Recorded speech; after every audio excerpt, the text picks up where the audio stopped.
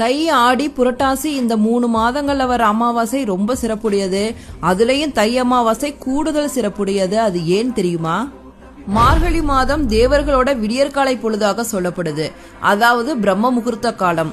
அதே மாதிரி தை மாதம் அப்படிங்கிறது தேவர்களுக்கு பொழுது விடிய துவங்கும் மாதமாகும். இதை உத்திராயண காலத்தோட துவக்கம் அப்படின்னு சொல்றாங்க.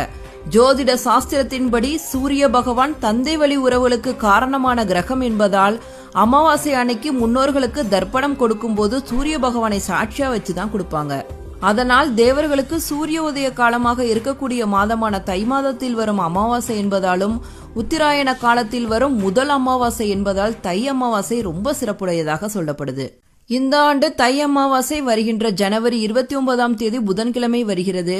ஜனவரி 28ஆம் தேதி இரவு 8:10 துவங்கி ஜனவரி 29ஆம் தேதி இரவு 7:21 வரை அமாவாசை